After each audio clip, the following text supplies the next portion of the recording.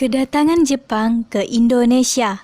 Pada tanggal 1 Maret 1942, sebelum matahari terbit, Jepang mulai mendarat di 3 tempat di Pulau Jawa, yaitu di Banten, Indramayu, dan Rembang, masing-masing dengan kekuatan lebih kurang 1 divisi. Pada awalnya, misi utama pendaratan Jepang adalah mencari bahan-bahan keperluan perang. Pendaratan ini nyatanya disambut dengan antusias oleh rakyat Indonesia. Kedatangan Jepang memberi harapan baru bagi rakyat Indonesia yang saat itu telah menaruh kebencian terhadap pihak Belanda. Tidak adanya dukungan terhadap perang gerilya yang dilakukan oleh Belanda dalam mempertahankan Pulau Jawa ikut memudahkan pendaratan tentara Jepang. Melalui Indramayu, dengan cepat Jepang berhasil merebut pangkalan udara Kalijati untuk dipersiapkan sebagai pangkalan pesawat. Hingga akhirnya, tanggal 9 Maret tahun Showa 17, upacara serah terima kekuasaan dilakukan antara tentara Jepang dan Belanda di Kalijati. Sikap Jepang pada awal kedatangannya semakin menarik simpati rakyat Indonesia, dan kemenangan Jepang atas Perang Pasifik digembor-gemborkan sebagai kemenangan bersama, yaitu kemenangan bangsa Asia.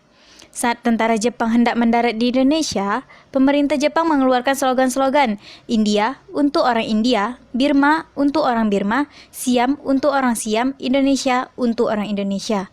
Jepang juga memberikan janji kemerdekaan Indonesia Sorai Dokuritsu dan membiarkan bendera Indonesia dikibarkan. Bahkan sebelum Jepang mendarat di Pulau Jawa, siaran Tokyo sering menyiarkan lagu kebangsaan Indonesia. Tindakan lain yang dilakukan oleh Jepang adalah melakukan pelarangan terhadap penggunaan bahasa Belanda. Sejak itulah bahasa Indonesia ikut berkembang dengan pesat. Sebab dan akibat pengerahan tenaga Rusia oleh Jepang terhadap penduduk Indonesia. Pada Perang Dunia II, Jepang berada di bawah pemerintahan militer. Semua kebijakan politik, ekonomi, dan sosial ditujukan untuk kepentingan perang melawan sekutu. Untuk memenuhi tenaga manusia, Jepang menerapkan sistem kerja paksa di negara jajahannya. Untuk kepentingan itu, Jepang memerlukan banyak sumber daya alam dan tenaga manusia. Penderitaan itu meninggalkan rasa ketakutan bagi mereka yang pernah mengalaminya. Pengerahan tenaga Rusia menyebabkan penduduk Indonesia berkurang akibat meninggal dunia. Pendudukan Jepang di Indonesia membawa malapetaka bagi rakyat Indonesia. Propaganda dan janji-janji Jepang hanya tipuan belaka. Selama dijajah Jepang, rakyat Indonesia semakin miskin, bodoh, dan menderita. Organisasi bentukan Jepang. 1. Sainenendan adalah sebuah organisasi barisan pemuda yang dibentuk tanggal 9 Maret 1943 oleh tentara Jepang di Indonesia. Tujuan dan organisasi Sainenendan ini adalah untuk mendidik dan melatih para pemuda agar dapat mempertahankan tanah airnya dengan kekuatan sendiri. 2. Kaibodan, sering ditulis Kaibodan, secara literal berarti barisan pembantu polisi dibentuk pada 29 April 1943. Tujuan pembentukan Kaibodan adalah untuk membantu polisi Jepang pada masa penjajahan Jepang di Indonesia. 3. Gakukotai, laksar pelajar, menjelang Jepang terempuk kalah tanpa syarat dalam Perang Dunia II.